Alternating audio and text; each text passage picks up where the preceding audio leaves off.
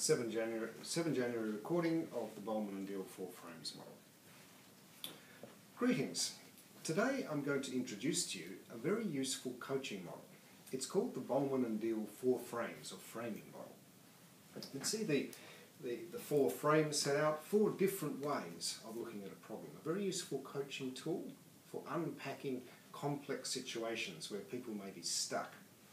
And what it does, it introduces 4 metaphors or 4 different ways of looking at the problem. And looking at the diagram here, it's by Bolman and Deal, 2008, Artistry and Leadership. 4 frames, the first one being the structural.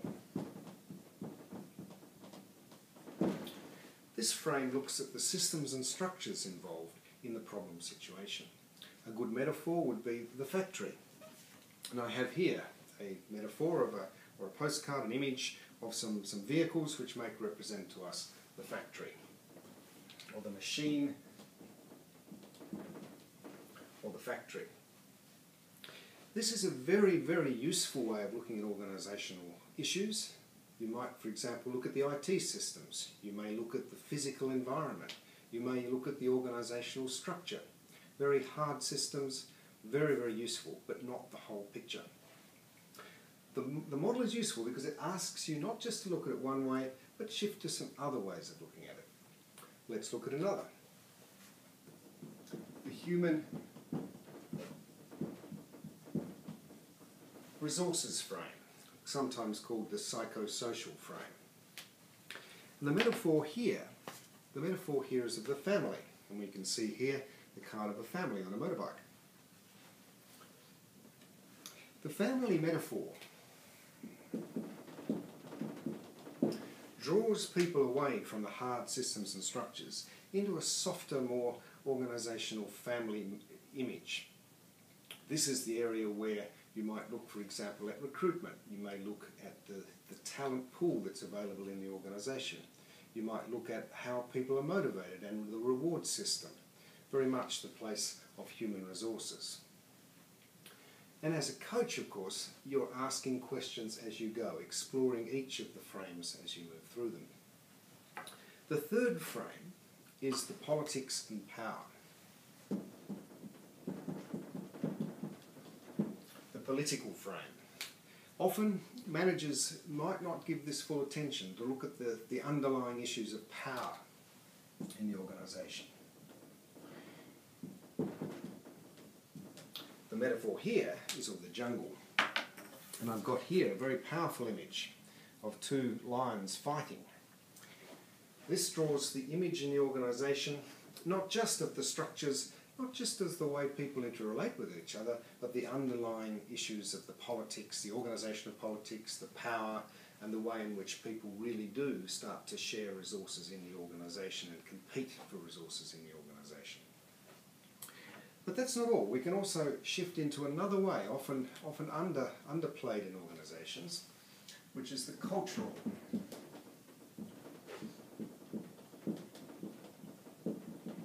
or symbolic frame.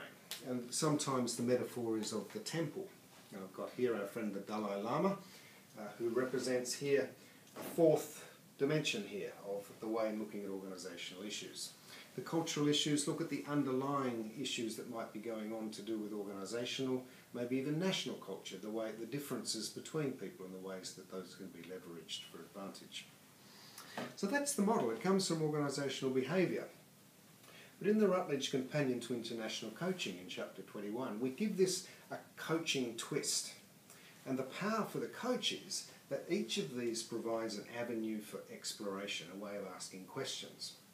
So it might be that, for example, a manager in Istanbul has a team that's dispersed geographically. Maybe they have team members in the United States with a local office, maybe they've got some people in the UK, maybe even down in Johannesburg. So what does this mean if you've got some issues going on? How does the coach work it? Well, you'd simply listen for a start. What is the dominant frame that your client, your coachee, seems to be using? Listen carefully and invite them into that. Say they're talking a lot about the structures. Look at that, explore it with them, and then notice that that's the one they're using, and ask them, maybe, to look at it in some different ways. You might also ask them, what are the ways looking from the family, human resource, how often do you meet? What are the ways that you get to know each other? How do you motivate your team? What are some of the ways in which you go about developing your team and recruitment issues?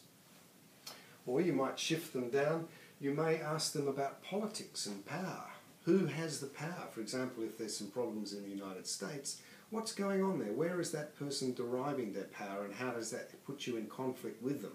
And what are some of the ways that you could resolve those issues with some discussions about delegation, about responsibility and roles?